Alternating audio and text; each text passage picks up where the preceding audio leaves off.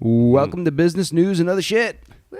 I'm your man, Amr Abdullah, with my other main man, Patrick McWard. Hello. What's up, Patrick? Doing good. Thanks for being Great here, brother. to be here. Our Patrick is a dear friend of mine, y'all.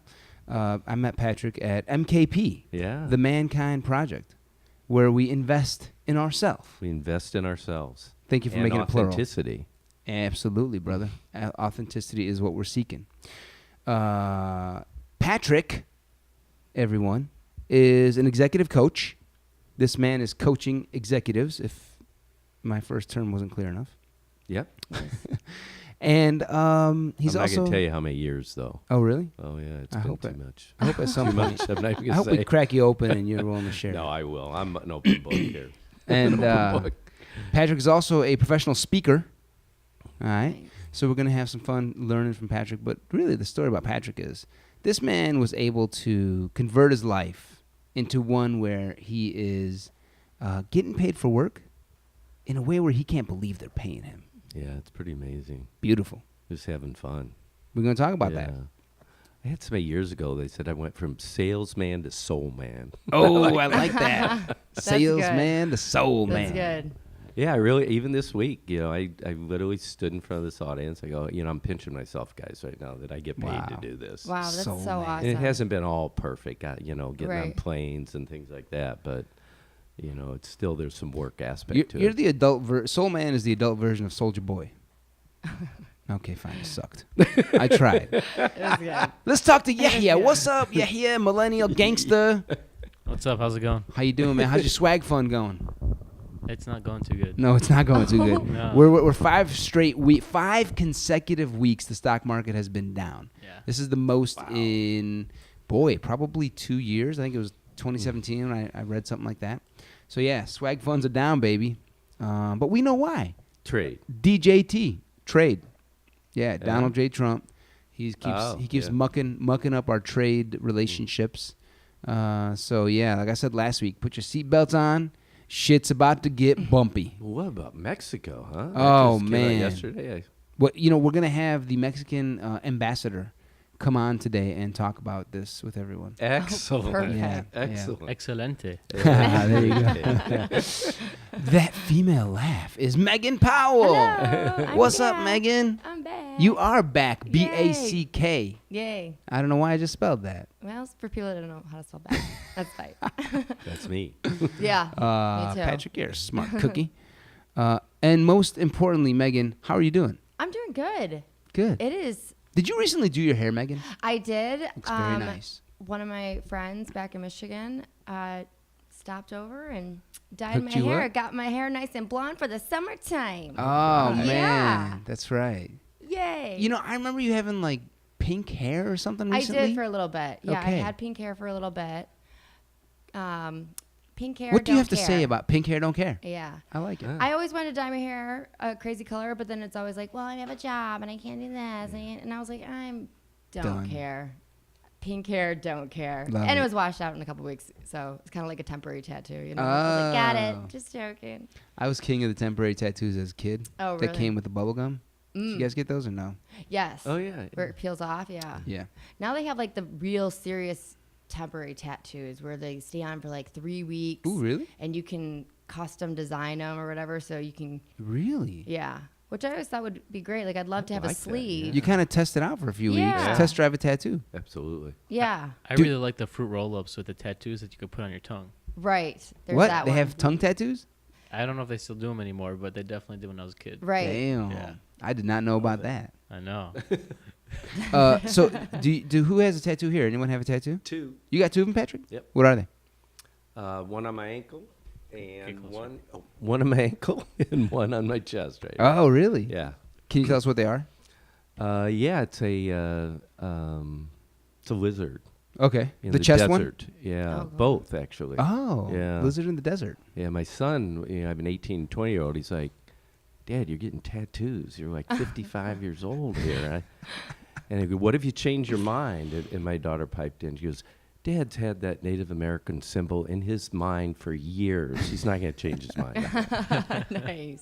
She knew, huh? So you She just did. got it. You just got the tattoo. Yeah, a few years ago. The Okay. second one, yeah. Nice. Nice. Yeah, talk about going from corporate to, Yeah. you know. That's when I'll do a tattoo. Salesman to soul man. Yeah. Where's a big corporate? Hey, oh, hey, I You're like never it. going back with that. That- Well, Wow, it's changed. Well, I guess It's changed a you're lot not really now. going to go into like the boardroom with like maybe your shirt off either. So they probably aren't going to see that Yeah. tattoo. If you really typically. want to say F you to them when you to the corporate world, when you go in there and do like public tattoo it on speaking. your face. No, tattoo a middle finger right on your face. Yeah. Or the back of your head and then shave your head. Yeah. Yeah, that'll do it. This has been great. Right on your Adam's apple. Do a neck tattoo of Yeah. a dude giving a middle finger. Yeah. Have we convinced you? Or you could tattoo a middle finger on your middle finger. Damn, I think that's deep I'll shit. trust my own consciousness on that one. Yeah. Good call. Good call. Let's get into this, y'all. So there's a lot going on. Markets. I'm serious. Put your seatbelts on. If you're a market investor, shit's about to get bumpy. Shit's hitting the fan. We can definitely thank DJT for that. Our boy Donald Trump, Donnie J. The China trade war is real. This war has begun. Have you guys been following this much about the war between the U.S. and China? I've been following a little bit, but not as of like recently, because it was like, it starts getting really convoluted and It is. messy. It's super multidimensional, Yeah. complicated. Have you been paying Oh. attention, Patrick? Yeah, it's real for me. Yeah. Oh, really? Yeah, I Is Say have more. a small farm, soybeans. You have a small Okay. soybean farm. Yeah, Whoa. downstate. I mean, I don't farm it. My cousin farms it for me, and it's just like. Oh, wow. I mean, in 1980, this happened with Carter. Those markets didn't come back. Wow.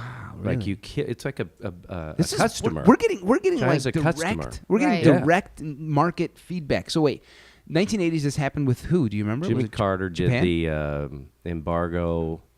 What was it? Iran. Yep, there was the Iran, right. Olympics. Yep. I'm speaking out of turn, so correct me on this. But my understanding is, those markets dried up. They didn't come back for Wow. years. Wow. So we lose China as a buyer. Could be decades. Oh yeah. Wow. Now, And I don't have a lot. 40 acres is not a lot, but I keep my eye on it. And my cousins Right. and my relatives. Is all Right. 40 acres soybean? No, we do corn and soybeans. They rotate it. They wrote each year. Yeah. Okay. Now, I wanted to make it organic, but that's not happening in this Yeah. lifetime. I don't think. did you did you hear about this $16 billion subsidy from Donald Trump To the farmer. Oh, to yeah. the farm? Are absolutely. you able to benefit from that in any way? Indirectly, that would go to my cousin who's farming it. Oh, really? I just charge him rent. Oh, okay. You can do a crop share and be a part of that, but I don't do that. So I wait. don't want to deal with that. I love the city, art, yeah. spirituality, Right. music. and it's still like in the family and the I family's kept it letting for the kids, Yeah. exactly. Yeah. Mm. So if you did get a subsidy, it goes straight to your cousin, not you. Right. Wow. In Interesting. that situation, yeah. Yeah. Okay. But what's Makes amazing sense. for me is all those guys are in support of Trump. Is that right? Yeah. Your cousin He's included? Kicking his ass. All of them. All Wow. I've all- got the my rural- dad all had your 10 cousins in the South are? Shocking. Yeah, I know. I'm It's right. so surprised. Well, this is just 3 hours south, down by Yeah. Springfield, Oh, south of there. okay, But okay. if you go south I-80, it turns into like Tennessee and Kentucky as far as politics Right. and seriously. a whole nother world. Do you ever of- get in those conversations with your Oh family? yeah, Oh, really? yeah. Do you ever win? I don't try to How do debate. you win really? that? Yeah, they kind of know my politics. How do you? Are you kidding me? What do you really believe? Okay, Yeah. never mind. yeah. With that accent. I feel like it's more like disbelief. Like when I recently was talking to a heavily Trump supporter, and I'm just like in awe. Like I was like, wow. Yeah, it's very It's curious. Like, That's it's like how looking I am. at like a dinosaur. You're like, Exactly. wow, Yeah. you're out there like poking him. Like, Well, did wow. they have points that made sense to you? Or did No. you have a conversation with them? Yeah, I was like, what? Why? And it was kind of round in circles. Oh, really? There wasn't any Mm. any definitive things. I was just like enamored though. You know? That's how I am, Megan. It's just like, Wow. whoa, how do you believe that? You know, it's like, So let's get into it a little bit. So what's going on with the China trade war? Yeah. yeah. All right. So China announced this week they may restrict their exports of their own rare earth materials Yeah. or their metals. What is that? So that's put in like cell phones. It's put in batteries. It's special rare earth materials that 80% of the material we get, the metal we get, is from China. Wow. So we really need that. Yeah, I didn't understand that. Yeah, it's a big deal. By the way, we have a puppy, not a puppy, a dog. We have a dog in our we have a podcast dog today. Podcast dog. We've Winamac. That's Winamac, Patrick's dog Winnie. We've completely lost Megan, by the way. She's under the table playing with the dog. Did she go in your Yeah, purse? I That's wanted to it. get Winnie my was in your purse. purse. She's getting into my cross stitching.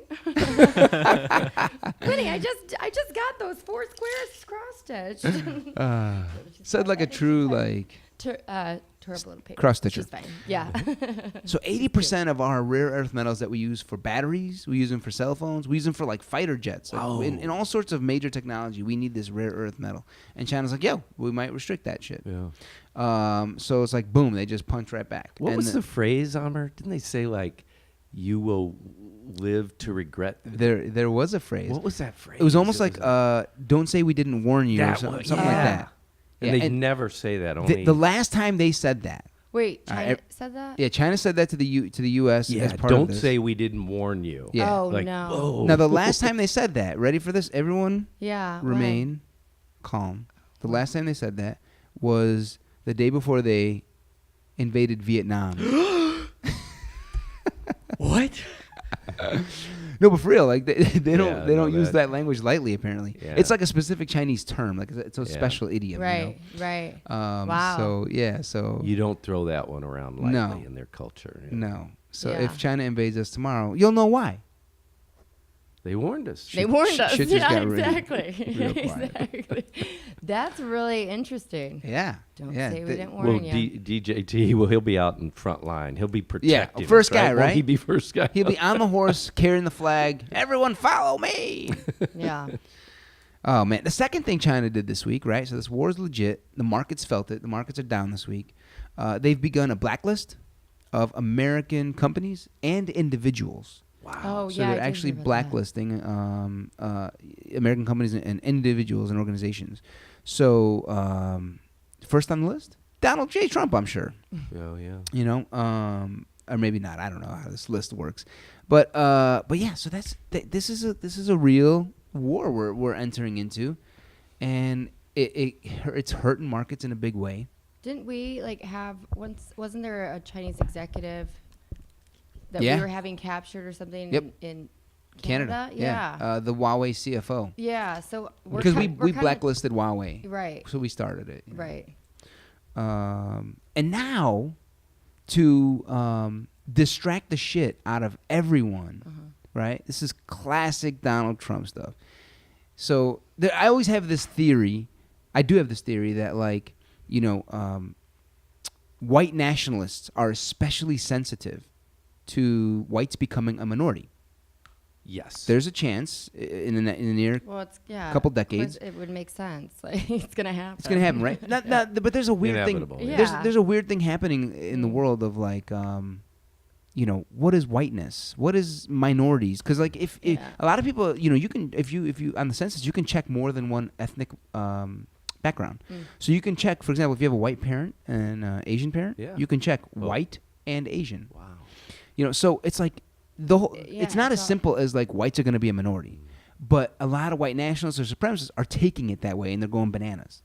You know, and they're just like, "Wow, we can't have this happen." You know, we can't. You know, so I think the way to, like, deal with that worry and fear is distraction and, like, attacking and targeting the other. Yes. You know, like, the Muslims are the problem. Right. Solution: Muslim ban. The Chinese are the problem. Solution: Chinese trade Oh. war. The Mexicans are a problem. They're all rapists and murderers. Solution: build a wall. So I think that's how Trump is able to rally up his base a lot. Oh. Isn't that pretty classic demigod Yeah. strategies, right? They gotta, Yeah. You got to find Get the emotions and the populism going. Yeah. Exactly. So that's my theory. So what happened is, as this China trade war is heating up and, like, he's starting to, you know, get really hot and under the collar, Trump announces a new trade war on a different front with Mexico. Right? So he said, beginning June 10th, there will be 5% tariff, which, by the way, basically just means tax.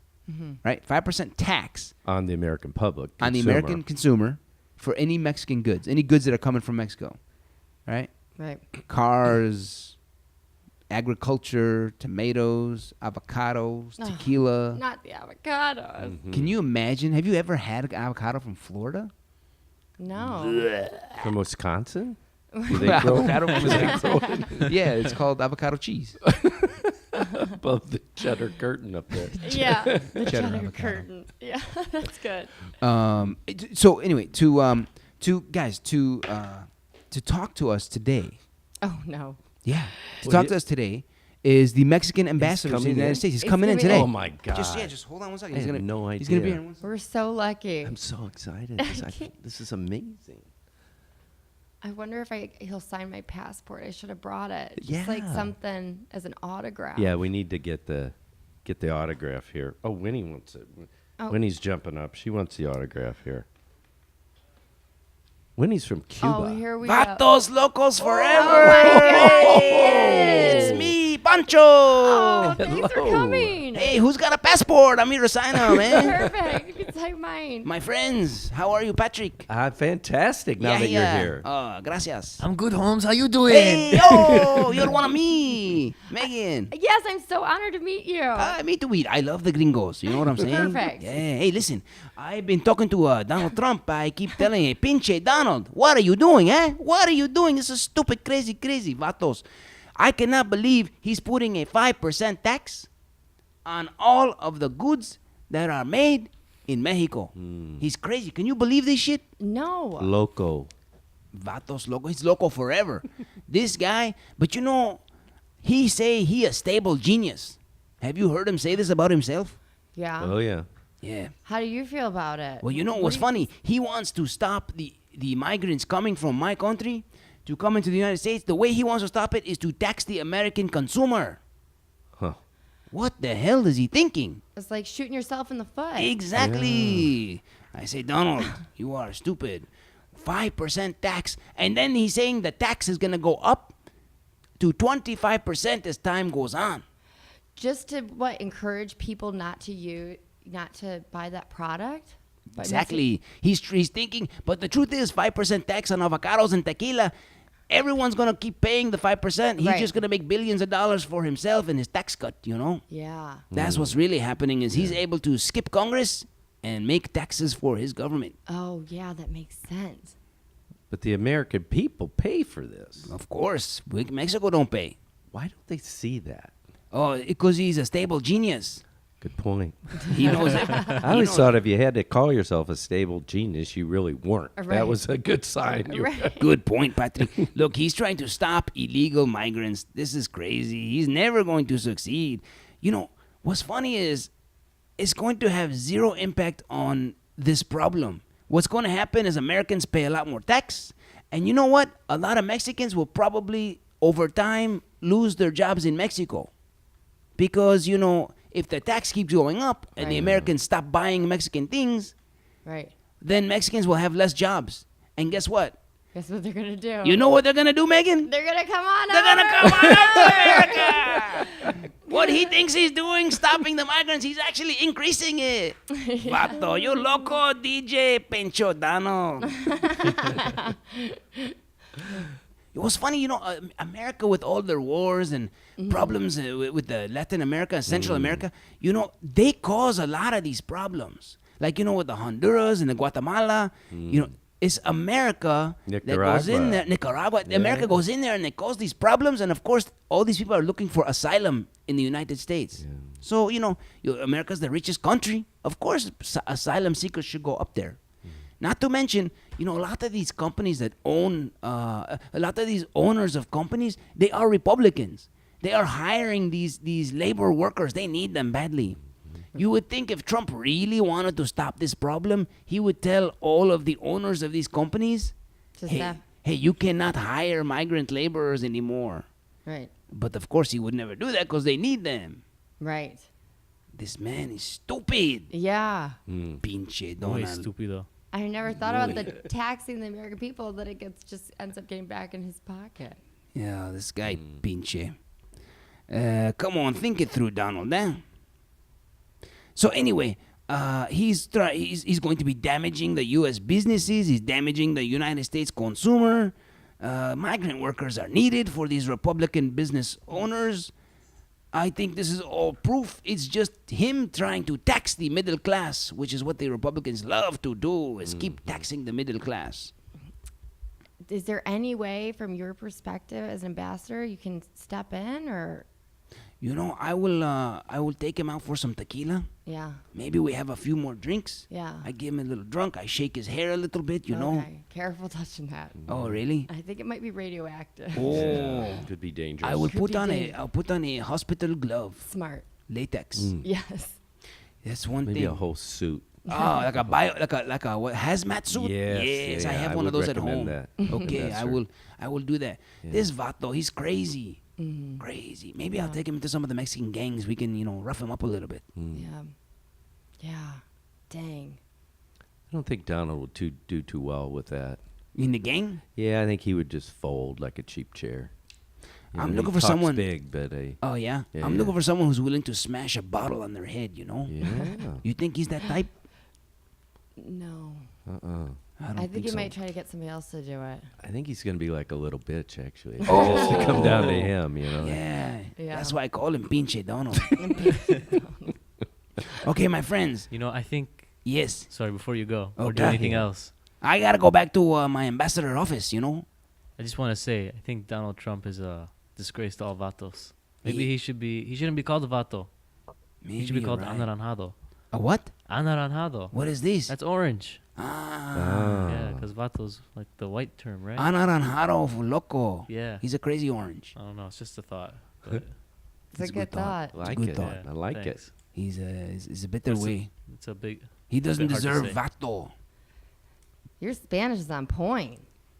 I learned from our ambassador here. Yeah. Oh, What's crazy is Ah. how does the Arabian guy know more than the Spanish guy? Huh? My friends, it's good to see So you. good to see Thank you, Ambassador. Hey. Thanks for coming. Have a great Adios, flight amigo. back. Viva Mexico! Bye-bye. See ya, man. Wow, that was exciting. That was- Cool guy, huh? Yeah, super Very cool guy. cool. Yeah, I wish I was here to see it. Yeah. Really down to earth. You'd like him. Oh, so that's what's going on. So what's the conclusion in all this? Watch out. This is what now separates the men from the boys investing wise. We're gonna get low. So It's stock going markets- down. Dow Jones stock is markets have been going going down, and I think it's gonna You go think down it'll more. Continue. Yeah, and so this is where Warren Buffett's famous quote. We're gonna quote Warren Buffett a couple times today. Oh, Today his think I first remember. this first was that? I think I remember what you said. I think. Do tell us, Megan. Okay, what is it? When buy low, when it's low, when everybody's like selling, Yes. When everyone's selling and scared. When everyone's selling and scared, then you should go in. When everyone's when everyone's doing the opposite, do the opposite. Greedy. Yeah. Yeah. Exactly. Get so nervous. When everyone's get greedy, get nervous. Right. Say the quote. exactly. Yeah. You got it. You Okay. got it. So when everyone's scared, Yeah. when everyone's scared and selling, you want to be greedy. And when everyone's greedy and overbuying, you want to be scared and Right. backing off. You want to be selling. So now's really the time then to kind I would say Let it ride a little more.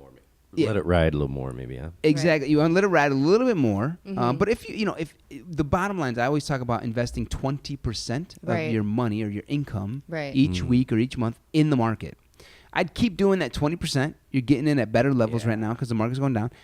I'm saying if you got powder dry and you got some extra cash, an extra $2,000 or $5,000 or Right. $10,000 or whatever you got, start building up the courage for some really red numbers. We could go down a solid 20% in the stock market, and that's when you want to start loading up.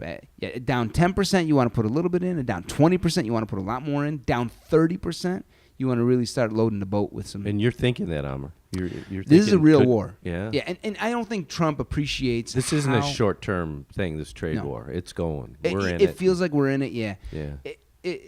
You might get another president in 2020 if the market goes down enough, and that could help things. But to your point, a lot of this shit doesn't just resolve overnight, No. right? Because once you start this war now, by 2020, a lot of shit changes. People's minds change. You're in a different mindset by that time. You've adjusted to a new world because you weren't sure. So the risks are out there, and I'm Yeah. Now, if I'm wrong, that's fine. Don't invest. Don't don't invest everything right now. I'm saying as it gets worse, you want to be ready to invest more. Right. But yeah, it feels legit. It feels real. I think China, when they pulled the rug out from signing the agreement, like we were right at the signing table with a trade deal, and they're the ones who actually pulled the rug out right at the end. And I think they were just like fed up with the way Trump was going about the negotiation. The emotional part of it. Absolutely. Wow. Yeah. Yeah. Stable Genius's emotional intelligence wasn't right on point there. Yeah. He wasn't saving face. No. Yeah. He was. That's it. He wasn't saving shit. So that's what I'm saying is just, buckle up. Shit's hitting the fan, and this is a great distraction he did with Mexico now, right? It's now I'm raising alarm bells about China. He's making headlines with Mexico and the illegal migrants. I think he doesn't he's basically trying to distract people from the real major problem, which is with China.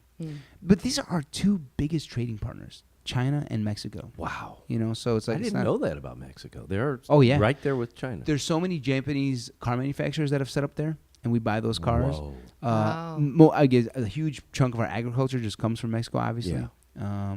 But yeah, ever since NAFTA was put into place like 25 years ago, it was for the purpose of helping Mexico become a richer country so that there would be less migrant flow. There'd be less reason for people to come up. And it worked that way. Yeah. We probably are having less migration. I find it difficult because I want to pay attention to all the stuff that's going on, but at the same time, it's like I'm putting spikes into my eyes in my head. Yeah. Every time I read whatever Donald Trump is doing. Yep. Yeah. It's just like, I don't want to, but at the same time, you kind of have to. Yeah. So. I mean, this is where I think spiritual philosophy helps a little bit. I try and think about.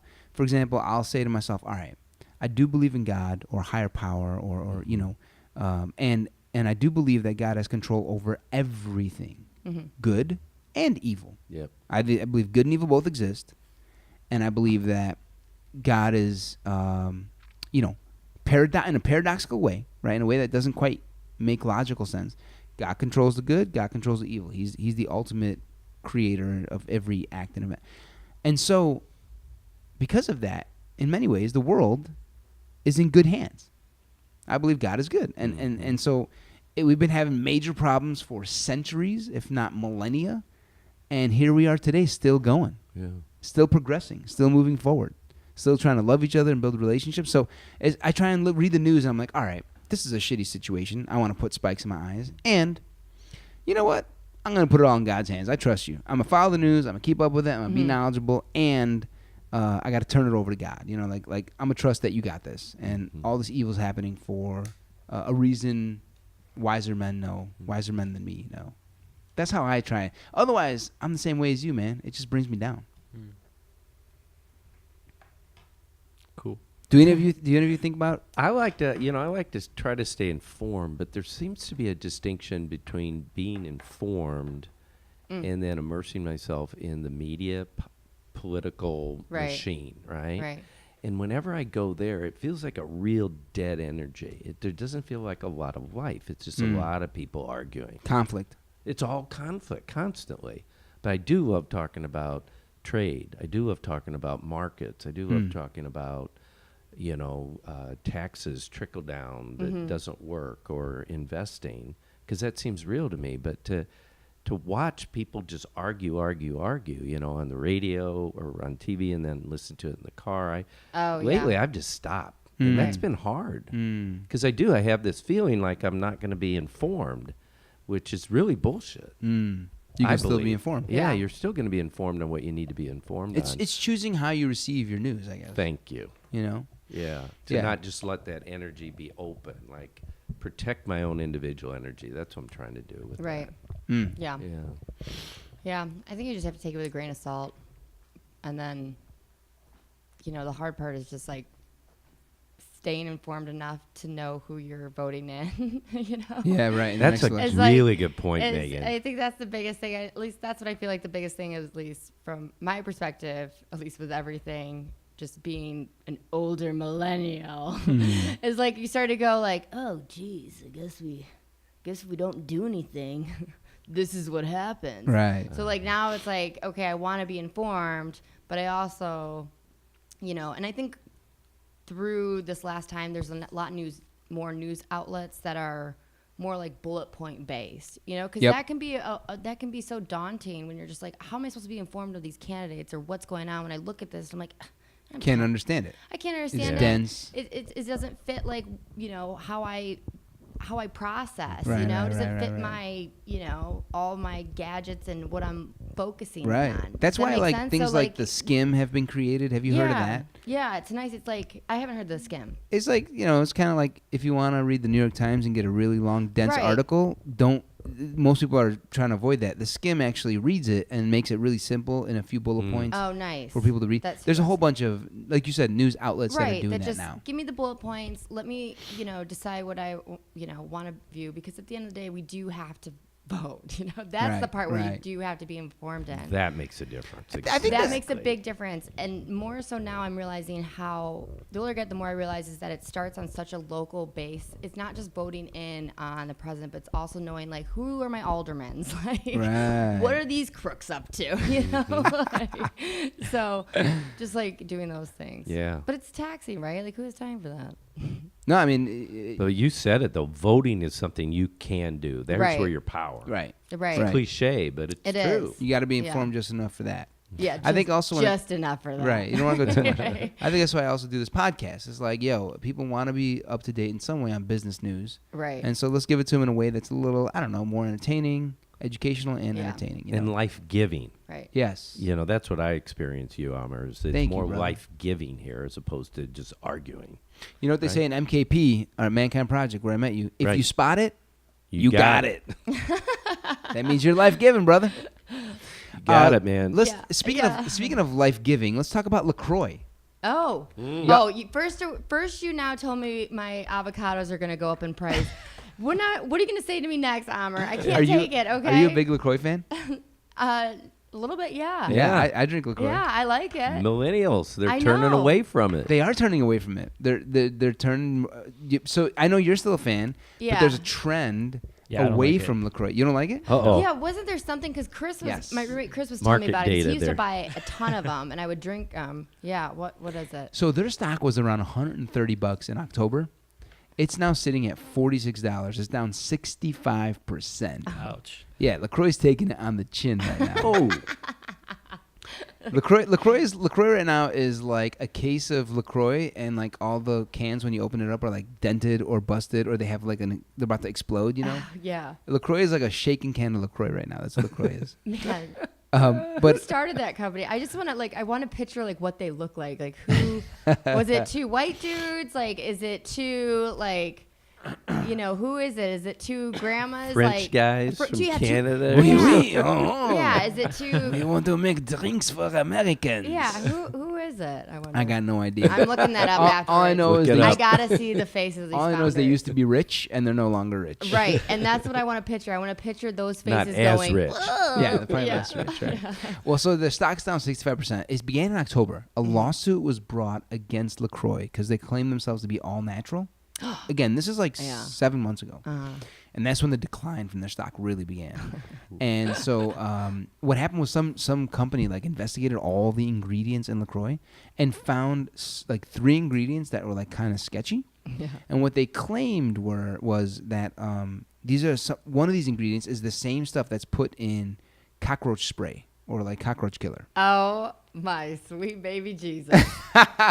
Good. Now we won't have That cockroaches is so inside us. good to know. You know what? Kill all the cockroaches inside your digestive system. There's something Exactly. sketchy when it says it's all natural and it's got 0 sugar, 000, and then you taste and it tastes like something. You're like, this ain't. Something's got to be in it. Yeah. Shit is just dawning on Megan right now. It's just like, oh my god, what have I been You drinking? just hear a door slam, like I get up. You leave. See, my problem with LaCroix is that it doesn't have enough taste. So if they add more of that and it increases the taste, like I'm okay with that. Yeah, give me more cockroach Yeah. killer. Yeah, as long as it tastes a little, Cockroach little killer? more intense. Are you kidding me? I swear. Now look, it's in such small doses that it has no impact. Number one. Number two, it's like it's not as simple. Like yeah, cockroach spray has this stuff in it, Right. but it's not like So minute, yeah. microscopic. Yeah, it's like, but it's also like even because despite the fact that it's in cockroach spray, doesn't mean it's like gonna for kill us. Yeah, it's ridiculous because like waters and shampoo. It's like, oh, I'm drinking like soda that has water in it because every soda has some sort of water in it. It's like, Okay, I'm wait. basically Water's in shampoo. I agree with that. Yeah. and then soda has a component, like has some component of it is water as well. Yeah. So it's like, oh, water's in shampoo. shampoo. Yeah, shampoo I'm is basically water. drinking shampoo. Yeah. It's like Exactly. no, that makes doesn't no work. sense. Correct. Okay, but if you're making LaCroix, if you're like, listen, the scientists of LaCroix making, they're like, what? Well, maybe we should add this ingredient. Like, I don't know. Like, what? Don't add that one, you're saying? Well, yeah, how would somebody like, listen, I know you guys are going to think this is crazy, but if we just put a little bit of cockroach killer, I'm telling you, dude, It'll work. cut prices. They'll love it. This is what's going to make the pamplemousse so pample. Yeah. How did they? I got no idea. Or maybe it's a little ingredient that's in cockroach killer that's also in other stuff. That's what we're Yeah. saying. Yeah. It's not Okay. cockroach kill. It's not like they. It's not like they grabbed the Raid. It's not like they grabbed the Raid and just poured it into Right. LaCroix. Yeah, they're not going to be eating cockroaches. They're gonna love this shit. We're gonna kill it out there. Yeah. My daughter told me there's formaldehyde in mouthwash. I was like, I bet that's right. Whoa. I bet that's right. There you Oh, go. wow. There was a look. Yeah. Megan. Preserve your mouth. She's like, screw my Listerine. What were you saying? So preserve your mouth. Preserve your Yeah. mouth. Yeah. Yeah, there you go. go. All right, so what's up with That's LaCroix? lovely. So that if you thought that wasn't bad enough 6-7 months ago, that lawsuit, like There's their stock was- more? there's yesterday, an analyst at Guggenheim Partners, right? An analyst came out who studies these companies. An analyst came out and said, this poor company can't get a break. Their sales are in a free fall. Yeah. That's what the analyst said. Their opinion is that their sales are in a free fall. There's increased competition, which I have seen a lot newer like types of bubbly water. The analyst was like, LaCroix lacks innovation, and LaCroix has an inexperience managing a fast-growing brand like LaCroix. So this analyst just raked them over the coals, and their stock went down even more. So LaCroix cannot get a break here. Dang. Yeah, this company's on the way down. Now, here's the thing. I'm actually thinking about buying some LaCroix stock right now. If I were to, That's what I was wondering if you were gonna say that. yeah, because it's down so much, number one. But number two, there's something called first mover advantage. Have you guys ever heard this term? Mm-mm. In economics, first mover advantage is basically like, yo, there might be a whole lot of better people who make a hamburger, right, than McDonald's. But the fact that McDonald's was the first one and had hundreds of thousands of stores first was enough to build brand loyalty in so many people that they're still always going to make bank. Right. And Burger King and Wendy's and anyone else who makes a killer burger in Chicago, small cheval, pick your place, they will never be able to reach that McDonald's level because McDonald's was the first one to really kill it with burgers and grow really fast. Fascinating. LaCroix did too. Like they were the Yeah. first one, and no one really started making bubbly like them until the last several months. So I actually think this Guggenheim analyst is wrong. I disagree with this person, and I think it's actually I'm a guy who's a long-term guy. I don't just buy and try and get in and out and make quick money. Right. But I'd buy LaCroix here a little bit. If I had, for example, if I had $50,000 in the market, I'd take $500 and put it in LaCroix. A small amount that I'm not Right. worried about losing, because it might just double in the next 6 months unexpectedly, and boom, you make a little extra money. You're giddy about that. Yeah, I Why? am. I just. You think so? You go down 65%. You lose 2/3 of your market value. Right. You know, they're saying that you're a worthless Not company. an emotional reaction. Yeah, it's more. Maybe it's I'll The put market is 200 still in. there. It'll come back eventually, and I- even if it comes back 20%. I know you're all gonna- this, and my wife bought LaCroix yesterday, and I was like, drinking it like it was no one's business. Oh, yeah. Do you think the company could like maybe just go under? We'd all have to stop buying LaCroix, Right. which Good I'm point, saying. Megan. Which I'm Then the stock's worth zero. I'm gonna start drinking my Listerine. I think that's. How's the stock on Listerine? Listerine, Yeah, yeah, no. it's booming. It's booming. I hear on the rocks it's great though. With the tequila that we're not gonna have anymore. Right. All right, let's move on to Juul. You guys know the vaping company Juul? Oh. No idea, Megan. Have you seen these small? Have you seen these I need small? some help here. I bet you've Patrick, I got you. Don't worry. Patrick, I bet you've seen them. I got it. They're these small USB-looking sticks. Oh yeah. That people go, everywhere. and yeah. then a huge, misty, musty smoke comes out of someone's mouth. Yeah.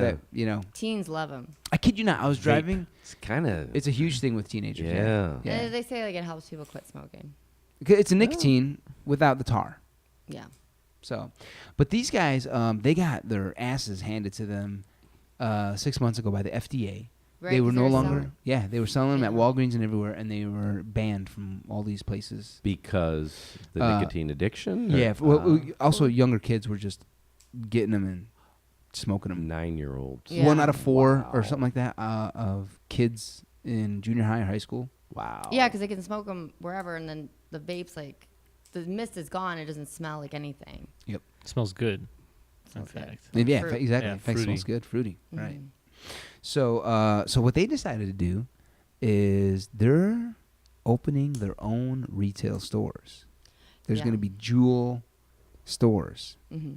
That's one way they're getting around this whole FDA crackdown. Because then you have to, like, show your ID to get in or whatever. I suppose. Yeah. Instead of showing but you do have to show your ID at Walgreens to get those. I wonder if they're able to steal them, or just the fact that like they're there at Walgreens makes them vulnerable. Like an employee can just give them to people. You can have. Yeah, but booze is there too. That's true. You know, cigarettes are there too. But yeah, you're right. Why are kids? It's harder for kids to get the booze and cigarettes. Yeah, I they're get, like- carding big time. Right. I mean, I get why kids are into Juuls. I get that, right? Yeah. Oh, but, yeah. But I don't get why The FDA Walgreens- cracked down on them. Right. I think they were just trying to get them out of the. They wanted to make it harder in general for kids to Oh. get. Mm. Just in general, it's, Right. it's like Yeah. because kids were just getting obsessed. Like it was just Right. becoming almost like a rampage. Like So Walgreens was part of the story? well, Walgreens was one of the biggest sellers of Juul. Oh, okay. But a lot of other stores too, retail Got it. stores, all had to stop I selling was them. thinking after Theranos, their whole Oh right, fiasco with that, huh? Yeah. It's like, wow, why Yeah, yeah. Walgreens again? problem. Yeah. Yeah. Right? So they're gonna basically be opening retail stores, and these are stores where you can come in and you could try all the different flavors. Mm-hmm. They can experiment with customers and see if you like this, you like that. Customers can come in and buy these pods. Mhm. So it's gonna be kind of like, and whatever new technology, now mind you, Altria, the former Philip Morris Corporation, Mhm. they bought a huge stake in Juul. So they've got a Oh. lot of money behind Juul right now. And so they're going to try and open all these stores. And it's going to kind of become like the Apple store, but for vapors, That's awesome. you know? And so you're going to just see, I'm picturing like all these tables with all these, smoking technologies everywhere. Right. People just vape. If you were to Like look through artificial intelligence vaping? Yeah. pretty much. I think that's where it's going. Yeah. You can be smoking a robot at some point or with a robot. I think they should create jewelry. So like you wear it on your neck. Oh, snap. Because like there are these like rectangle long things that you smoke out of, right? So you could put like maybe Oh my rhinestones on God. it. You could wear it around your neck. That's So for coming people, totally. like, Or a you Juul know, watch. Jewel watch, jewel earrings, Oh. jewelry. Megan, Bluetooth Megan, Juul. if you were stock, I'd be investing right now. Thank you. Jewelry. Like it. Jewelry. Yeah, That's good. jewelry. That's what I'm saying. So these guys are about to get huge again. Because right now, I think you can I mostly thought they only were going to get, be squashed out. Yeah, I really did after all that stuff. right. You can only, I think, right now buy Juul online. You have to be able to verify your identity and buy Juul online. You can buy them at a gas station. Can you still? Mhm. Huh. So I I wonder know what that. stores. I wonder what stores. Maybe it's just specific stores I that know they. you can. Maybe it's just specific stores that Yeah, they I think outlawed. maybe yeah, You know. but you can. Now, if I I try and be a socially conscious investor, so I would not be investing in Juul. In teens getting Teens, nicotine yeah, addiction. teens getting all messed That's up. fair. Because I mean, this does have consequences. Like kids who are smoking this in their younger years, it affects them neurologically. Oh yeah. You know, Yeah. all that nicotine hitting their head. But if you don't give a shit about social conscious or human beings, this is a great stock to buy right now. Bing Yeah. bing bing. Yeah. I'm not about that, but That's not what we're about. no. Last but not least, JP Morgan's in the news. This one I have no stock recommendation. It's just a cool thing I found. As a dad, myself as a dad now, I thought this was interesting. They got sued for $5 million. They had to pay $5 million. They lost their lawsuit. There's a employee who tried to take paternal leave for 4 months. Who wasn't pregnant? The Father. The father. The paternal leave. Yeah, the father. The father. I hope they're not pregnant. Yeah, no, definitely. He's it was not Arnold pregnant. Schwarzenegger. Who is your daddy and what does he do? I remember he was Kindergarten in Cop? that movie. He was in that movie where he had the baby. Yeah, Arnold, right? Oh Yeah, shit, yeah. that was a good one too. What Yeah. movie was that? I forget that Baby one. something. There, You know what I'm Kindergarten, I talking remember about. it, though. Yeah, that's why Kindergarten I said Cop was one of my favorites. it. Okay. But that one was Something. I can't remember. Remember? That was a good one though. Yeah, Danny you were DeVito. just like, she's just saying Arnold Schwarzenegger. I'm like, no, because he had the baby. He did. Yeah. No, I'm remembering him in Kindergarten Cop, where he was Right. he went in the schools as a cop undercover, and he was a teacher or something like Yeah. that. And he was trying to figure out which kid had the criminal daddy, Uh-huh. and he had one scene where like, who is your daddy and what does he do? I'll never forget that. Anyway, So what happened to this pregnant dad? so yeah, pregnant dad. Yeah. He wants to take 4 months off. Uh-huh. And J.P. Morgan tells him, we only give leave to the primary caregiver, and we believe that's the mother. So J.P. Morgan was basically saying only the mom can take leave. Mm-hmm. And so, That'd be like Family Medical Leave Act. You can take up to 12 weeks, I believe. Is that right? Yeah, it has to be you have to be a caregiver. okay, The caregiver, yeah. the caregiver. Mhm. So he wasn't able to prove that. Now their policy though said something different, that fathers can take it. And so he did a little homework, found out that he was falsely denied, and he sued them. Oh, and so wow. and so a bunch of fathers also noticed this with him. He Okay. rounded up a bunch, and it became a class action lawsuit, and they made $5 million. Wow. Awesome. Yeah. I think that's great. The big question I have, and I don't know if you know this, Amr, is what was his job title, or what do they do? You know? He was something with security, so like a Like an security security coordinator. analyst or security coordinator or something like that. So my guess is he worked on the security side for credit cards or other types of financial instruments. Wow. And it Yeah. only worked because there was one contract or whatever that said that he could take it, and then they told him no. Correct. Right, yeah. His HR boss told him you can't Right. take the 4 months. Right. When he looked up into the policy, he's like, wait a minute, this is bullshit. Yeah. And so the HR people were telling that to other people too, other Yeah. fathers too. Oh. Yeah. And so I don't know if it matters too much what he does. My guess right now is this guy, I wonder what his boss thinks of him now, right? Like Right. it's weird to walk around the halls like I just sued JP Morgan. Oh. And like, one. Do you stay? Do you stay working Hell there? yeah, you stay. Yeah? Hell yeah, I'd That's it. stay. If you can. If you can, right? But Yeah. they'd It's gotta be weird you'd probably energy. stay and start looking for new work because they'll probably Yeah. they'd probably find This anything. isn't government or union. Yeah, There's they'd- no protections yeah, they'd here. If your probably boss find what they doesn't could. like you, they Right. can get you out You're pretty out. quick. Right. Yeah. Right? But that's good. He should have sued. That whole exactly. system needs to change the way fathers and mothers are in America. Right on, sister. I mean, you look Absolutely. at any other countries in Europe, like it's completely Yep.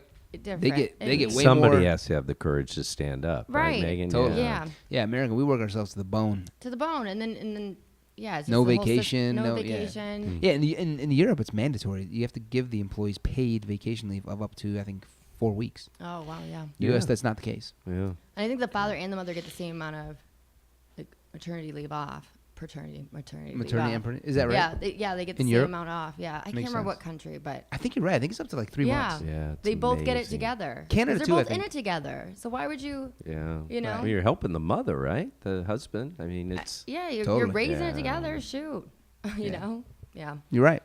I- We've Uh, been sold a bill of goods in a lot of ways in yes, America. we have. Mhm. Well, speaking of, taking it easy and not working yourself to the bone and taking advantage of your own self, let's talk to Pat McWard, my main man, Patrick. Hello. What's up? What's up? Great to Executive. be here, Amr. It's Thank awesome you. to have you, man. Really We're lucky to great have be you. here. Patrick, With check this Megan out. and Hahia as well. Loving it. I like that he called you Hahia. Yahia.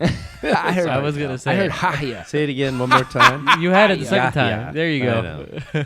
Every time I We speak to an audience, this is true. I tell them I will call you the wrong name at some Oh, point is that right? today. Good Yeah. for you. Unless I- you set the state. Yeah. I kinda Well, like- no. Yeah, it is one.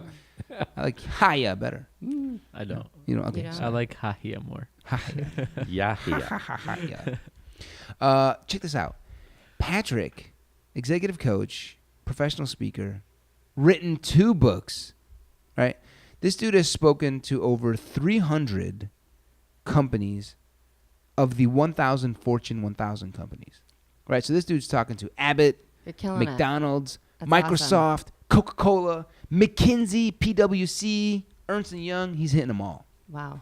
Yeah, you don't mess around, Patrick. Well, I just want to correct you. I'm not talking to C level all the time there. I'm sure not all the time, a but lot of times it's staff. but I other think, executives, yeah. right? And other executives, yeah. I work with executives more one-on-one and things like that. But mainly I'm speaking to managers, Absolutely. directors, that level. And Yeah. That's it is pretty cool, though, to be a fly on the wall. Yep. You probably see and learn a lot. Oh, my God, because they open up to you, but then I also have to hold that confidentiality. Of course. But Right. Absolutely. Yeah. So, you said something earlier. So you said something earlier that I really enjoyed. You said you can't believe you get paid for the work you do. Yeah. Right. So I want to get into that a little bit. So first of all, how did you get to becoming, right, a coach and a professional speaker? Like from what I understood from you in your earlier part of the career, it was kind of like my career, which was like high flying, doing really well in Very the corporate much so. world, Yeah. and then a huge shift. Yeah. Huge It was actually transformation. when I think that was more of a spiritual awakening, but I was also really unhappy. Mm-hmm. While I was doing very well, my mentor was a guy named Cliff Holland, who became CEO of our company. It was $1 billion company, and then he became a turnaround expert. So at like 27, Yeah. I'm reporting to this guy, and he's friends of mine. He's Cliff. a friend, Cliff. He became CEO of which company? It was a division of J&J, which was Okay. $1 billion company. It was the old suture internal stapling device and skin stapling. Got it. Skin stapling device. But He later became CEO of that he division. became like 14 years later, Wow. and I was fast tracking with him. That's where it really is where it's who you know. So I right. wasn't even that good of a sales person, but the doctors and the nurses liked me. Yeah. And with his, Given your personality, I don't know what the hell they liked about you, Pat. yeah. That was the one thing I have. I was always the nice guy, but yeah, I just pretty much hit the wall. I really did. I was. What does that mean? 4 years in, I literally put my head down at probably 25, and at 29, I looked up. I mean, 70-hour weeks. Yep. Handling 2 territories, flying back and forth between Memphis and Houston for a while. They put me in the number 1 territory in the country. We had 80% market share. I was getting hit from like 15, 20 competitors. It was just a war. Wow. It was a flipping war. But the main thing is I didn't enjoy it. It did not give me joy to sell a metal instrument. I love watching surgery. And these were medical fascinating. instruments. Yeah, it was sutures and needles. Got It it. would be, it would be the skin staplers. It would be internal stapling. I just couldn't do it. And then I realized I'm really an emotionally based, feeling based, intuitive personality. To the, off on the bell curve, out on the edge, Yep. where, on the edge Marching of to the beat of your own drummer. Well, it was just emotional, feeling based, and I thought I was raised to feel that, or to believe that was a negative or that was weak. Right. Having emotional intelligence is Right. weak. Feeling your emotions and using them to inform Yes, Yeah. exactly. is a weakness. Yeah, I was taught the same thing. And that was years ago. And then, and CEOs, they can have emotional intelligence, but a lot of times they're not feeling emotional based. They're very driven. They're very logical. If you have to lay off 1,000 people, you can't have a whole lot of feelings on that. And but that's what I was trying to do. I literally said I'm going to become a CEO of a corporation, and I was just completely mismatched. Wow. Even though I did well. So then, how did you transform? How did you go from this, hard charging corporate executive salesman to a more emotionally intelligent person who can now coach people in those roles? Yeah. Yeah, you said you put your head up. And Yeah, then what? like that. I meant I just shut down. No, Megan. I know. Yeah, and Oh then my when you God, finally. you are a good interviewer, Amr. You guys are good because what I did is I went to a quiet retreat. Okay. I went to a quiet retreat. A girlfriend, she's like, hey, you should think about this. And I thought, I had it all together. And I went to the quiet retreat. And after about 24 hours, the feelings that were coming up, it was like a volcano. That's awesome. I had rage. I was like, whoa, that just freaked me out in a good way. But that was a real eye opener. It was an eye opener. And thank God that happened to me at like 28. I was gonna say, 29 like, that what- I wasn't like, my age now, because that's sad. Yeah. When it happened. When you're younger dealing with that, or if you're miserable in a job when you're younger, that's one thing. But the saddest thing is to meet somebody my age who's miserable in their job. That's my biggest fear. Exactly. And that, for some reason, I feel very, very lucky that I don't think that came from me. I think that was a gift. Right. Wow. I think there was some kind of a blessed by grace. I think a lot of men or women who are in the corporate world would be afraid to go to those types of retreats because somewhere deep inside their subconscious, they know some shit's gonna come up, and they don't want to deal with that. Yeah. My question to you is, and so by the way, I went through a similar experience that you did, right? I did 10 years at J.P. Morgan, and when I started to ask harder questions, go to Hajj, the pilgrimage, the Muslim pilgrimage, and really just delve into myself spiritually and emotionally, I started getting a lot of the similar feelings of like, wait a minute, I've got to make some decisions here, what I really want to do with my life. Yeah. Right. My question to you is, a lot of people will not go to those retreats or do the pilgrimage or whatever. Are you happy you did it, and would you recommend it? Yeah, I thought you were going to ask me like the courage to go to it, and I said I didn't have any courage. I was totally clueless. Actually, I think it was a female that got me there. Right, you said a girlfriend. That right? was the She probably was weakness. just Yeah, He was trying to hook up. Hey, yeah, you want me to go here? Sure, I'll go. you want to keep it real here? Yeah. Yeah. But I would say run. Don't go there. For real. No, I'm kidding. No, absolutely. But the pain, there is pain. There's pain. Is there a reward that comes with that? Oh my God. It took a while for me because I was a hard learner. I quit. I went back to school. That was my socially acceptable way to escape. Did you go back to art school?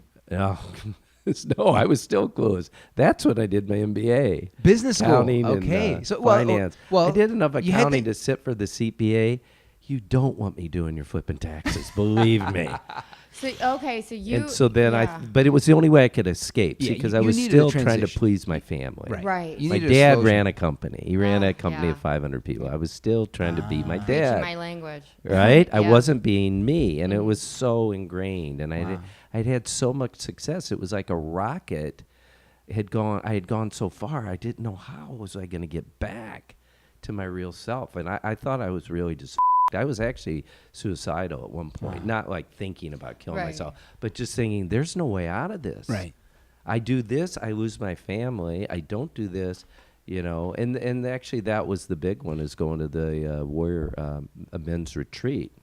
And there was a guy there, and he goes, "So you're This is trying the- to this is the please your Mankind dad." Project This was the Warrior weekend, Weekend, yeah. the weekend, the Mankind Project. So just so listeners know, Yeah, I met thank Patrick you. through the Mankind Project, and the way you're initiated into this project or this group is you go on a weekend, a men's kind of leadership retreat, if you will, where you're put under duress and stress in some ways, but you're kind of like forced to take a look at some of your shit Yeah. and invited to be authentic about what's up, what's going on, accountability of your life. So I didn't meet you on our weekend. I went on a different weekend than Patrick. After the weekends, we met later. Yeah, later years. So yeah. so you met a guy at the weekend. He said something to you. Yeah. Can we say the F word here? Yeah. Elmer? You You sure can. we're Yeah. okay with that, Megan? You can. I just gotta mark it down. If you do. Are you putting a check mark every time I say? I do. Yeah. But I'm just going to quote him. I Quote actually. So he got me to a place, on the weekend. One of my like a mentor, we'll say, and he goes, "So what you're telling me is you're trying to win your father's approval. You've never really been able to do that, right? And so you're kind of there." And I go, "Yeah, it's probably not going to ever happen. Although we still had a good relationship. He just couldn't ever buy my career choices." And he goes, "So if you stay in that career, you're pretty miserable, right? Mm-hmm. And that's not going to work. So you're there too, right?" And it's like, "What, you're going to leave me here with that?" He goes, "You might as well do what you want to do." Mm. And within 90 days, I finally quit for good, grabbed a backpack, started painting, and I went down on the Gringo Trail. I was down Central America and had the time of my life. And that changed my life. And That's while I awesome. was down there journaling, drawing and painting, connecting with other people, that was the thing. I didn't have anybody around me in my, big family that had done anything like this. And Can I ask you at this Yeah. point, are you early 30s then? Yeah, no, I'm like, yeah. At this point, when you were down in South, yeah. Yeah. That's the thing, Megan, because curious. people come up to I'm I in my had a early woman 30s right yesterday. now. I was in There it is. Buffalo, New York, Yeah. downtown with a huge association. And she came up to me, and she was maybe 33, 35. And she said, yeah, I really want to do something where I help people. And this career is really wrong for me. That's what happens to me a lot at these workshops. They'll take me aside. And she goes, but I've been here 7 years. And I was just like, 7 years? I was 38 Okay. when I did this. Okay. I had, Yeah. and that was the thing. And I was saying the same thing. I'm Right. too old. Yeah. And then to me You're now, painting yourself into a prison. you put yourself in jail, but it's very much Yeah. self-imposed. Right. But, And you're saying you want. So what'd you say to the woman? Like, hey, I know 7 years sounds like a lot, but you can still be yourself and live the dream you want to dream. You want to live. I have learned that people do not want unsolicited advice, so I Yes. don't give it. Yeah. Because I'll say something like that. But in this case, she's coming to ask you for advice. Am I not right? Yeah, she kind of came and just shared her story on that. Oh, yeah, if gotcha. somebody says, please help me, Then you'll share advice. yeah, I'll say, give me a call. I'll set up an appointment. I mean, not for fee. I said, you're in my seminar. We're connected for life. So I don't have time right now. But if they're serious about it and they follow up, I'll listen to them Right. for quite a while before I'll ever give that advice. Because I do believe you've got to be individually, personally, ready for that kind of a thing. Yeah. Because you could really do damage to people Yeah. if they're not ready for it. Yeah. Yeah. Right? Yeah. Yeah. Yeah. Yeah, you're kind of going against the grain of society and culture when you do something like this. Totally. And so you just got to be ready for it. Yeah. I like that. All right, so executive coach, right? Coaching executives and other managers and directors, professional speaker, writer of two. What are the names of your two books that you've written? The next step was how to become a leader without sacrificing your personal life. Okay, cool. And the next step is what it's called. The next step. How to become a leader without sacrificing your personal life. that was So my leadership first. book that balances work Yes, life. It was and, more about the balance, Got it. physical, intellectual, emotional, and spiritual needs, and balancing that. And then the second book was the real book, hardcover, Radical Attraction, radical attraction. which is Right, that's attract your Good. life. That's a good ring. Yeah, but attract your life from your authenticity. Don't attract a Maserati because you think that's what you want. Right. Get to know who you are and then attract from that place. Right. Oh, And it doesn't always mean you're going to make a lot of money either. but I don't But understand you it. will Say- be more fulfilled. Say it one more time. So, get to know who you are, and from that place, attract what? Exactly. Well, we've talked about this, that I do have a really strong belief in a higher power, a higher conscious God, whatever you, and I have a very strong connection to that energy, and I've been very fortunate with that. I was raised Catholic. We would just sit there, and none of it made sense to me, but I would get quiet, and there was always a presence there for me, and I feel so blessed in that. But I do believe that presence wants the best for me, and gives me clues by things that I feel really fulfilled. And so I always felt really fulfilled by teaching, talking about these kinds of subjects. We're talking about doing art, even though I sucked as an artist. And I'm not being humble. I really have no talent. But a lot of art is just technique. You learn it Right. after a while. But I go into a meditative state when I facilitate a workshop and when I do oil painting. And in those places, that meditative place, that flow Right. is where I've gotten a lot of downloads about follow this, go this way, and And that you're saying when those insights come in, trust them. that's where the attraction comes in. It's almost like you're attracting those things that have downloaded and have come into your insight. Yeah, almost like you and I, right? Yeah. How we attracted each other was around the spirituality, Absolutely. around authenticity.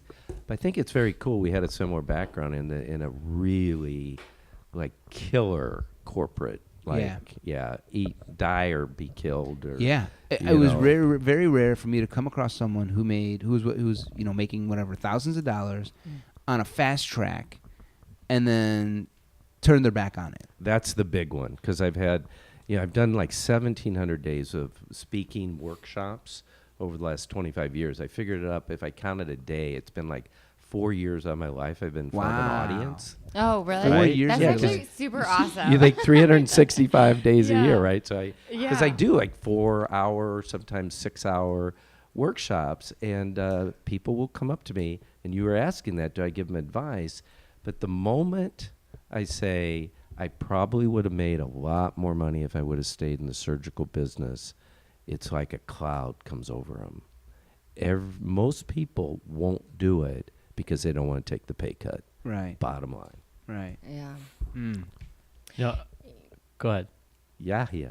Well, Meghan. what I've been learning recently, a little bit, is that it's not necessarily about making as much money. It's about how smart you are with it. Because I've got some friends of mine that make a lot more money than I did recently, and they've come to me, and for some reason I'm the one that has, been able to help them out a little bit more. They come to you for how, emotional intelligence, right? or? Or like, one of my friends needed a chunk of change, and they needed some help, Is that right? And you helped him out and I helped them out financially. Yeah. And I'm just like, why am I Very able cool. to, Why did you just become totally like I'm blonde? able to help, yeah. Are you a saver, Megan? Yeah. I made the decision about a year and a half ago that I was gonna, I've always put away for retirement. Yeah. Obviously, I had a dad that was very on me as well. That's why I said I connect to you with that. But I made a decision that I want to make sure that I'm in a good spot. If I want to be able to stop working an office job, so I've made that decision. But so what I've come to start to realize within the last couple of months is like, you find people that are like stupid loaded, but they're dumb as hell. Yeah. So, as long as you're smart with your money, and do stuff like that, I think that you really You have can. both, You right? can really do. Even better. You can travel, you can live the life you want. Yes. Right. But you have to, be smart about it. Yep. That's Totally what agree. a lot of this podcast is about, right? It's Yeah. Yeah. walking you slowly, step by step, through getting to an investment place, and even if it's small amounts each week, that will help you live Yeah. the life you want to live. Exactly. Yeah. All right, so awesome story. Go ahead, Yahya. So Oh, yeah. I just wanted to bless you. I'm sneezing up a storm. It's okay. So everything that you're saying, Pat, is just reminding me of a French philosopher. I don't know if you've heard of him. His name is Jean-Paul Sartre. Oh, yeah. And God bless my philosophy teacher from Loyola. His name was Dr. Valancourt. Shout out to Dr. Valancourt. But I've probably his philosophy stuck with me the most, and he's he was an existentialist, and he basically talked about like authenticity and a person, and the best way to, like, we were going through all these philosophers and how they viewed happiness and how one would achieve happiness. And in particular, Sartre talks about authenticity with oneself as in order to achieve happiness. Basically, your actions should be aligned with your thinking. Yes. And if there's some sort of dissonance and they're not aligned, one is not happy, and therefore they don't feel fulfilled. So you either align your actions with your thinking, or align your thinking with your actions, and that's how you can achieve that happiness. Love it. And that's Love exactly. it. It sounds like exactly what you're hitting on. Like everything that you've been saying sounds like you've been preaching him. Yeah. And honestly, that's one of the philosophers and philosophies that kind of resonated with me the most. Yeah. Yeah. I think there's real power in that authenticity, being yourself. And Yeah. when I'm not in it, and I can fall out of it sometimes, but when I'm not in it, there's a frenetic energy. I'm like trying to get somewhere. And I keep thinking there's something I'm not doing. Same here. And then I come back to myself, and I'm like, everything's perfect again. I don't have to get anywhere fast anyway, because I'm living it right now in that very powerful place. Yeah. Right on, brother. That resonates. Wise man. Thanks. Ha-ya? Yeah. My apologies. I did it again. That's okay. Yeah. I'm making fun of myself. I do call my kids the wrong name. I only have 2 kids. Do you call Winnie with your dog? I did. I called my daughter the dog's name. I really did. Did she goes, set? they love dogs too. They get it, I think. I'm going to quote Warren Buffett again. Okay. Yes. All right. So he says, the best investment a person can make, right? This is basically the greatest investor in the world right now. He says the best investment a person can make is in themselves. And he says, if you want to increase your net worth by 50% at least, find a way to invest in yourself. He then says, if you come into my office, you will not see my degree from University of Nebraska. You won't see my master's degree from Columbia. What you will see is my certification from my Dale Carnegie course. Do y'all know who Dale Carnegie is? How to win friends and influence people. Oh, yeah. Right? Now, if I'm not mistaken, Patrick, you also took that Dale Carnegie course. Is that correct? Yeah, actually, that was, now that I think about it, that was before the career retreat. I think it was 23. Wow. And that was the only thing that was giving me joy. Because I would volunteer at night with the Dale Carnegie courses. Really? And be an assistant, they call it, because I took the course. And then years later, I moved back to Chicago, did it again. And then when I became a professional speaker, they asked me to be an instructor for Dale Carnegie. Oh, nice. But at So you that taught point, it. No, the pay scale was, I was beyond that by okay, that point. gotcha. Because I was actually making a living speaking.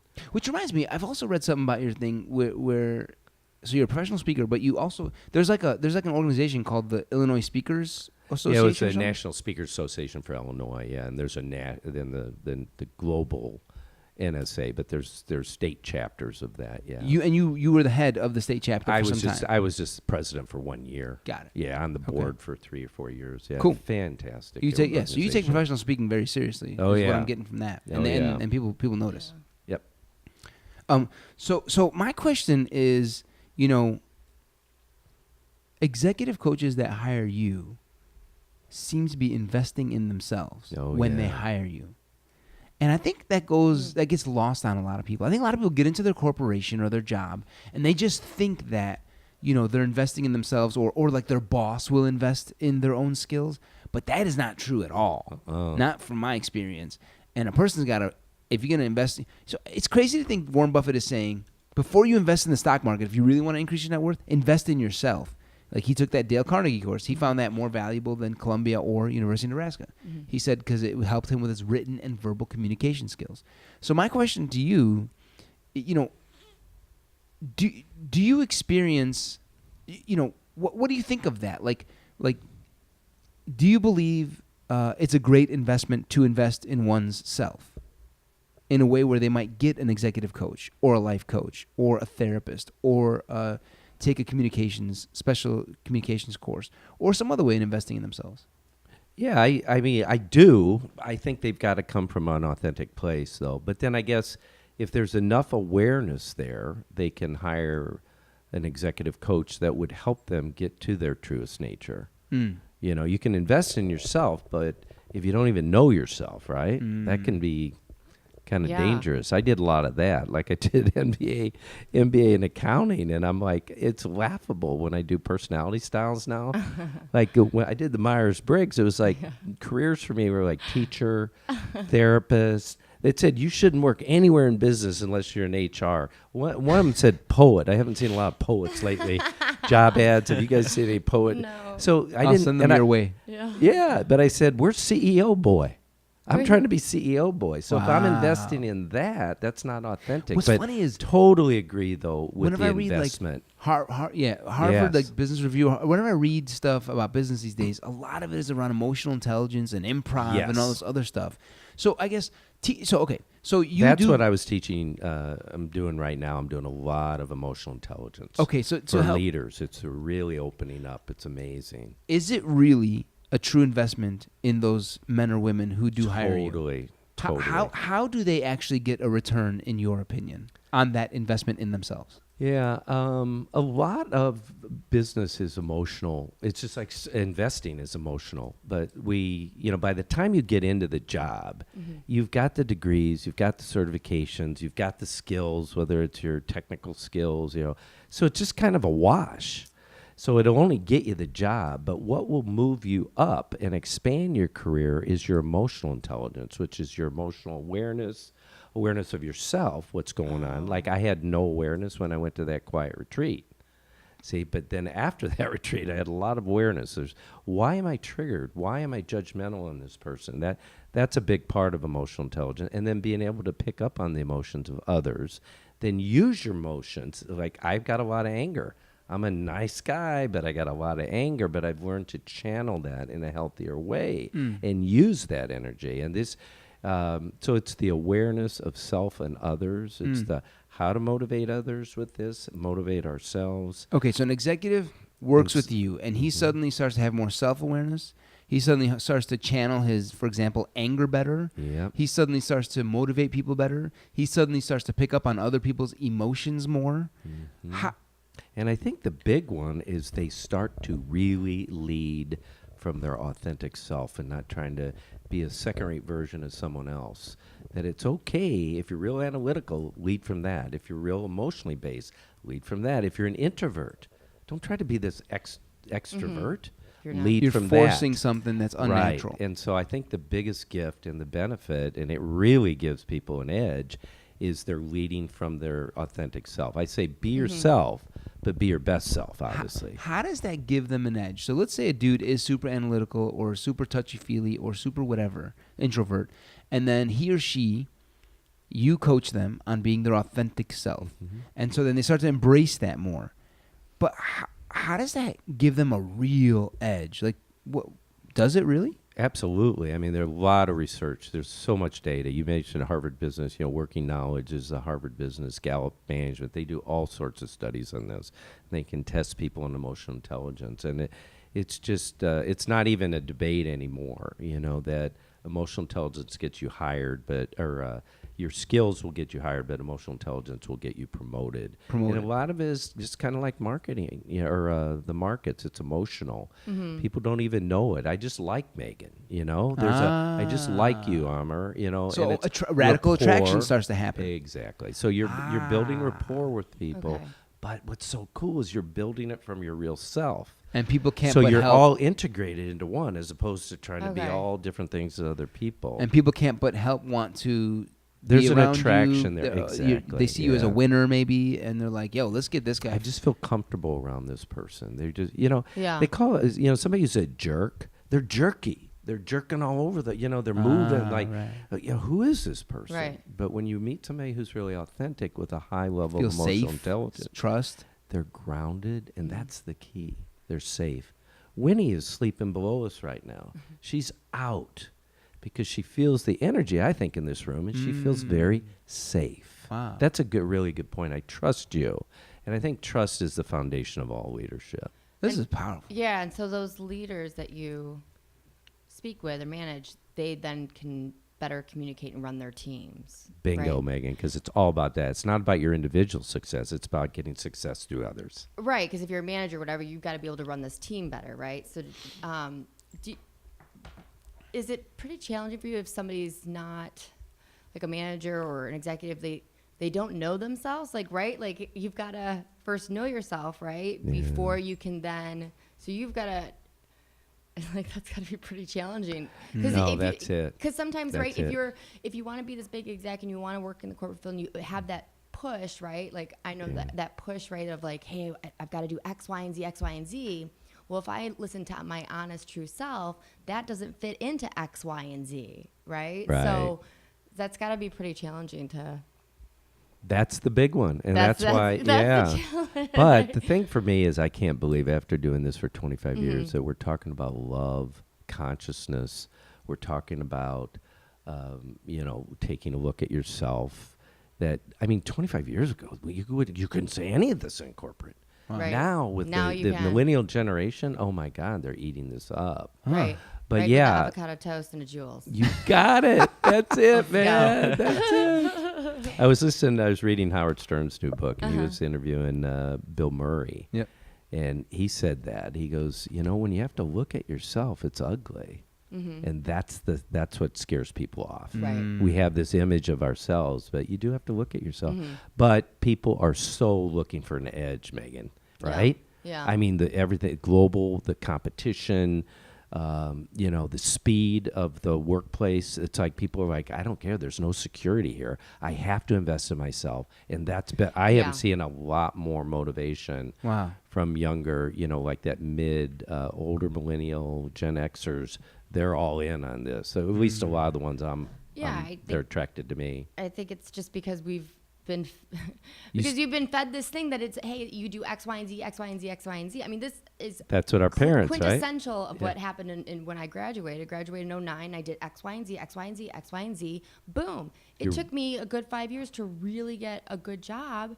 And I did all the internships, and I got all the grades, and I studied abroad, and I did all the steps, and then here I am, in Michigan going, what do you mean my internship just laid me off? And what do you mean I don't have it? I can, you know? Yeah. So it's like, well, I'm not believing your lies that you gave me because I did believe that and it didn't work out. So now we're going to figure it out a different way. There you know? go. I'm not going It's to like trust you were you. this way, you're and Right. you Yeah. did it. You had the courage to make the leap and say, Right, yeah. I'm not buying this And anymore. the student loans they pile on it. I mean, it's atrocious. Like, we're not buying your garbage anymore, you know? Amen, And I think sister. that's why there's a lot more entrepreneurs. There's a lot more, because a lot more people are just like figuring out how they can run their own business. For themselves, exactly. Yeah. Yep. Exactly. Yep. Now, let's talk about the technical part. So we got Oh, into yeah. the touchy-feely stuff, Yeah, yeah. but how do you actually make your life work? What I understood from you earlier is you own a farm. But what else? Like how are you? I envisioned that. do Yeah. you basically only? what do you? So I first of all, was- list out the different sources of income that you have to Yeah. the extent you're willing to share. Well, I had the big thing was a mind map, and I You did a mind map. Yeah, a mind map. You know where you Yep. you do your think bubbles, and Yep. I did it, and I said, okay. This was years ago before I made the and I said I'm into spirituality and art and personal growth, and I love teaching, and also I'm good at finance, and you know, I mean, I can investing, and I had all these things. And a buddy of mine, I go, so here you go, Jim. What do you think? He goes, you're in the wrong career, Patrick. But that mind map became my foundational, and so I did a mind map on multiple streams of income. I had a college roommate who's worth millions now. He works for Edward Jones. Multiple streams of income. We'd sit around the dorm room. Multiple streams of income. What is it, McWard? He goes, multiple streams of income. That's And good. So that's what I did. So the multiple streams. It's had to not be- just executive coaching you make money No, from and yeah. professional. What else do you make money So from? I've got 2 contracts with companies. So it gives me a real stability. What are those types of contracts? Where I can do emotional intelligence. I can talk about 7 habits of highly effective people. Okay. And they do all the marketing because I hate marketing. And they book me. I just get a Got it. fee. And then They're almost also- like a broker. It's like a broker, exactly. Got I've had a Wow. speaker agent. I have an agent where he gets a fee. That's another stream income. I do the phone executive coaching. That's another stream. Renovate a couple of apartment buildings in Lincoln Square here in Chicago. Oh. And so we had no rent for So you years. also jumped into real estate. In the real estate, not because it's like, a good way to make money, but I love that whole idea of creating living spaces for people. And I love it when my tenants say, you're the best landlord I've ever had. Oh, nice. Yeah. And so there's real joy in that, right? And then I do I just jumped into the online training recently and so I've got that as income. Wow. And I was joking, my ex-wife, bless her heart, I was married for 20 years, we have 2 wonderful kids, had an amazing business and actually surpassed me in income. And I do get an income stream from her. Is that from right? the divorce. And I'm like, see, my belief is, and then I lost one of the rental buildings to her. Okay. So there's a lot of mix and match. Sure, And then a year later, my mom passed away, and I inherited this farmland. I've been very The farm, blessed. okay. So I'm not saying Do, this do is you make income from that farm as well? yes, my Okay, cousin. another stream, yeah. Another stream, but it's multiple streams, and they're not huge streams. I'm not talking about being worth Right. millions here, but it's like investing. But I did joy, or fulfillment. Okay. But it, as one goes down, there's a couple other here. It is literally like diversifying a portfolio. Right. I see it. It's pretty gangster. I like that. Now here's the thing. The one thing this year I finally did is I got back to oil painting, and as of January this 1st, I've been doing about 10, 12 hours of oil painting a week, and I have Wow. no fantasy I'll ever make any income from that. But that has infused everything else in such a big way in my life. Oh, you're saying that the oil painting you're doing is having an impact on the other parts of your life? Totally. It feels like another stream, but it's not really an income. Really, it's streams of energy. This I've might never be this said might be this Warren before. Buffett saying again, invest in yourself. Totally. Are you investing Right. in yourself by doing oil painting? Totally. The energy I found coming back, invigorating my speaking Really? in a way I cannot even imagine. Well, I know why it's happening, because I shut down my logical left brain and I'm into the emotional feeling right brain. I listen to classical music with other people at Will Street. Shout out to Will Street, artist community in Ravenswood. How do you spell that? L-I-L? Yeah, it used to be down in Lincoln Park, Lill Street. Okay. And they Lil moved up. Street. Okay, Yeah, got Lil it. Street. And it's an art community. I take classes, and I put on the Bose headsets, and I'm listening to classical music. And literally 3 hours goes like that. But what I found, a great book, Drawing from the Right Side of the Brain, that it relaxes and heals your brain because you shut the logical thinking brain down for a while. Wow. And I have felt more healing now in this year than I have in my whole life. I need that so bad. I'm a little sick right now. I'm pretty sure it's because I feel like I've been thinking too much. Yes. And I do it too, Amr. It's like, and I heard Alan Watts, this philosopher, say like, thinking is a good thing. It's a great servant. You can really use your thinking as a servant of yours, your intellect. But it's a terrible master. Yeah. The moment you start overthinking and you use that hammer on everything, you're just hammering everything that doesn't really need a hammer. Do you like run or bike or anything? I do some of that, and it helps a little bit. Yeah. There you go, Megan. That'll do the same thing, right? I mean, listen to music while you're running or something. Or something like helps that. Me exactly. Nature and music is really nature, music, and art, and mixing all that. You know what's funny? My wife is doing 5-mile runs now, like 9K, 10K kind of stuff, just on her own, and she hasn't done them in a while. She is a different person the last couple of weeks, maybe last week when she started really increasing these runs. And I wonder if it's you put the music on and you're just gone for an hour or so. You're talking about 3 hours. I think that's pretty powerful. That right brain stuff. Yeah. Beautiful. That's Beautiful. awesome. Yeah. Any last thoughts or questions for our boy Patrick? I have a question. So Patrick, when you were first kind of starting out being a speaker, did you first become a coach and then become a speaker, or? Yeah, actually, it's a really good question. So my how thought process the process? Is kind of like, hey, I'm going to speak to you. About what? You know what I mean? Exactly. Like after you went to the South America. My dad said that to me. He actually did. He goes, "Well, what are you going to speak on?" Right. Like Right. know. Well, that's that like right. that's the that negative. dad part. Yes, Yep, that's that exactly, dad. Yep. Megan. Yeah, that's the negative voice. Yeah. Actually, very good question. Like the sequence of events, how did it happen? Yeah. It was volunteer work. I was speaking for Dale Carnegie in the evenings for free. Oh, awesome. Really? I was helping audiences. Yeah. So you turn your hobby into your career. Right. Wow. You guys are really helping me because I really haven't talked about this in quite some time. It's good, man. Yeah. Yeah. And so then you just kind of switched gears and started going. People started asking more, hey, could you come speak here? Could you come speak here? And then next thing you know, you started. No, actually, good question. I came back from Costa Rica and I said, I'm never going to do work that I'm not fulfilled at. Went into a job and I quit and was taking the L home by 1 o'clock in the afternoon that morning, the day one. I quit 3 jobs in like a month because I was serious now. Yeah. And then a friend of mine said, hey, you want to check this out? There's a little ad and it said, we're looking for an MBA with a heart. And I got a job counseling executives who had been fired and laid off. And they put me on a plane, and I flew around the country for a year talking to executives from Pepsi and Coke, Rockwell International, AT&T, all these companies. Oh, awesome. So and that really built up your... That built it. And then I used that as a springboard. I got a couple contracts, one with Motorola and then one with a company called Skill Path Seminars, and they pay starvation wages. But I took it, and they put me in front of audience, 50, 100 people, selling books and tapes, selling 7 Habits of Highly Effective People. I was selling Chicken Soup for the Soul, Jack Canfield. And then there I was really a good salesperson. That's what was so funny. I was never good in sales, but you could sell the hell out of those. It was an ad? Sell the heck out of them. It was an ad? It literally was an ad. This shows you my age. It was in the Chicago Tribune. No, but I love it. And it said MBA with a heart. And now you guys have got to know me. I was like, like you're that's me.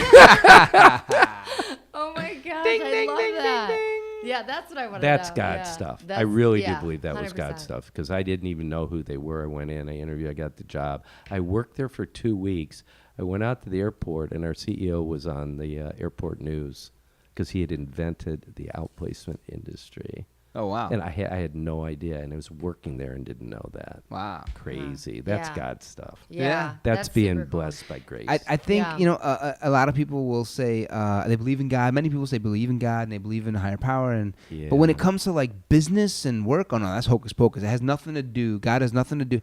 But I think that's not true at all. And I think what we saw today from Patrick is that's what it's about, baby. If you actually want to connect with employees or customers, more importantly, yourself, and have an edge, and be authentic. This is the way to go. Invest in yourself.